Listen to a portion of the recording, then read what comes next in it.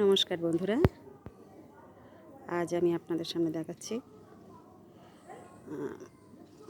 ঝুমকোলতা ফুল। আমার ছাদ বাগানে হয়ে আছে, ফুটে আছে। এটা রোদ না লাগলে এটা আবার ফোটে না। একটু যে সকালে ভিডিওটা করব সেটা হয় না, সম্ভব হয় না, তখন ফুলগুলো ফোটে না। রোদ্দুরের ছবিটা নিতেও সমস্যা, ঠিকভাবে দেখা যায় না, কালারটা বোঝা যায় না পরিষ্কার।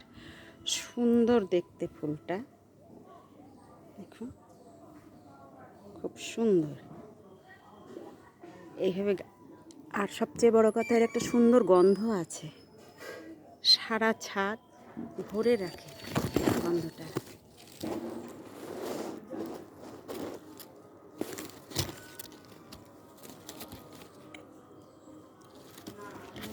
দেখাতে পাচ্ছি না সেইভাবে, এমনভাবে সব একটা একটা ফুটে আছে। এটা একটা এখানে ফুটে আছে, ঝুলছে। সুন্দর গন্ধ ফুলটার, সুন্দর গন্ধ। এখানে দুটো, এই যে উপরে একটা,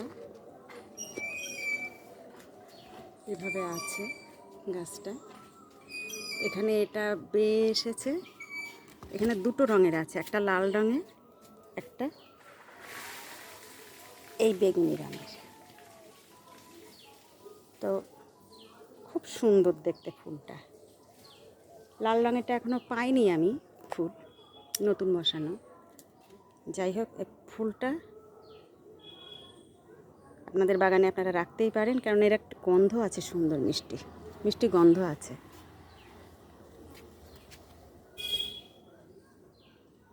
আলাদা কোনো কেয়ার লাগে না, আলাদাভাবে যে কোনো পরিচর্যা করতে হয় সেটা না, সাধারণ স্বাভাবিক গাছের মতোই। আজ খুব বেশি ফোটেনি, তো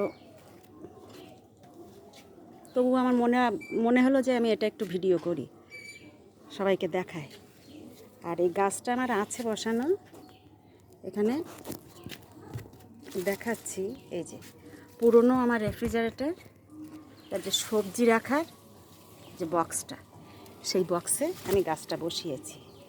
আপনারা বুঝতে পারছেন কি না? হ্যাঁ, এই যে এখান থেকে একটু বোঝা যাচ্ছে, এই বক্সের মধ্যে গাছটা বসিয়েছি। তো জায়গাটা কম পায়, আর লতা তো যত জায়গা পাবে তত বেড়ে যাবে। এর আগে প্রচুর প্রচুর ফুল পেয়েছি। আর ভ্রমর এসে বসে, দেখতে খুবই সুন্দর লাগে। আমি একটু বেশি বেশি, সবাই বলে প্রকৃতিপ্রেমী, আবেগী। আমি ভীষণ অনুভব করি এগুলো, আমার খুব ভালো লাগে। তো যাই হোক, আমি ওই মাটি, গোবর সার, একটু মাটি, একটু পাতা পচা মাটি হলেই ভালো হয়, আর বেলে মাটি যেটা দিতে হবে, আর গোবর সার মিশিয়ে বসানো। মাঝে মাঝে একটু খোলটা, সর্ষে খোল পচিয়ে, খুব কম সেটা দিই। আর যেটা বেশি দিই, আমার সবজিটা তো থাকে, সবজির খোসা হয়, সেগুলো পচিয়ে আমি সব গাছেই মোটামুটি দিয়ে দিই। এছাড়া আলাদা কোনো কেয়ার না। খুব সুন্দর হয় ফুলটা, আপনাদের বাগানে আপনারা রাখতেই পারেন। কেমন লাগলো আমার এই ফুলটা, আপনারা লাইক কমেন্ট করে আমাকে জানাবেন। আর অবশ্যই সাবস্ক্রাইব করবেন আমার চ্যানেলটা।